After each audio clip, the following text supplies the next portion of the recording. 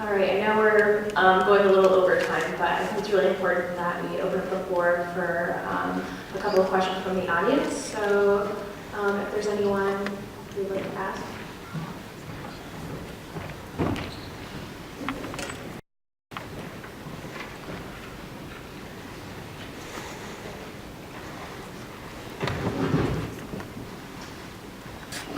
I have a lot of white friends that really frustrate me, and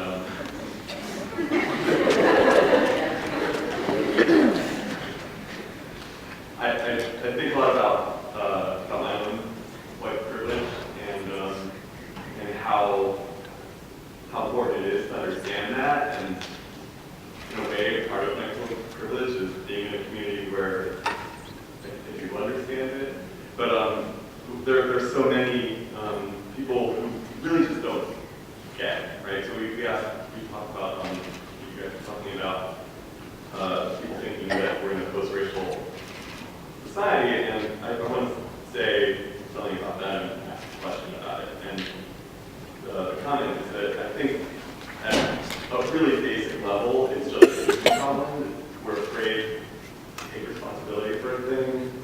People want to just be done. And it's easier to believe that it's over.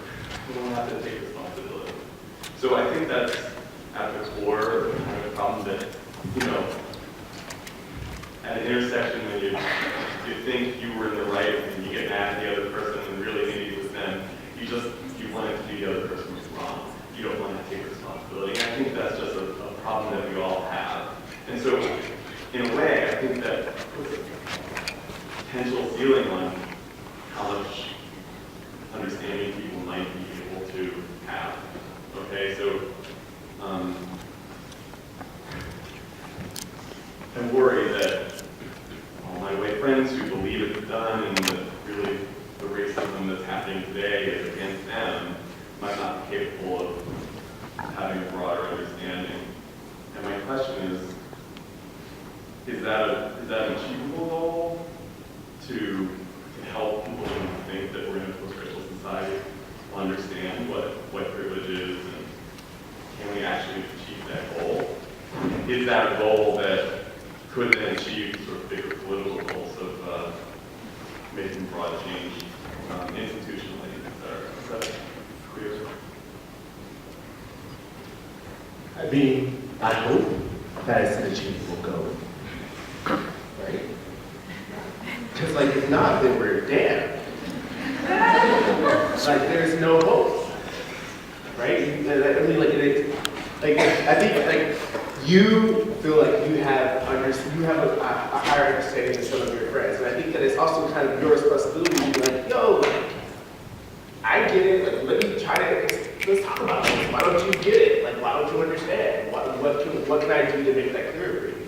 And I think this kind of for us to achieve kind of this clarity is going to take individuals being strong enough to have these conversations. And even though they're uncomfortable, and even though they can be scary, it's not going to change unless we try to talk about it.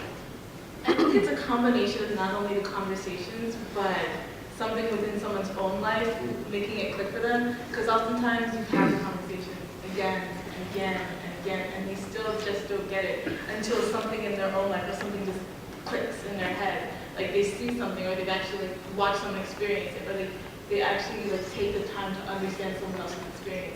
And so it's got to be a combination of something of the two.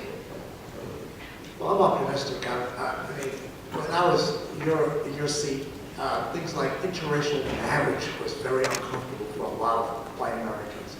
Certainly gay marriage was unheard of. So there's a lot of things that today are kind of taken as, part of society. Nobody, at least most people who don't take that to mean anything other than what's always been.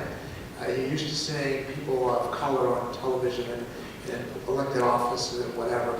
You didn't have that, 40 years ago. So I think, that it's getting better, and I'm optimistic. I'm a little frustrated that we're still talking about some of the same things, though, still, among people, even young people that have racial bias. It seems that we're never going to get there, but I think things are getting better.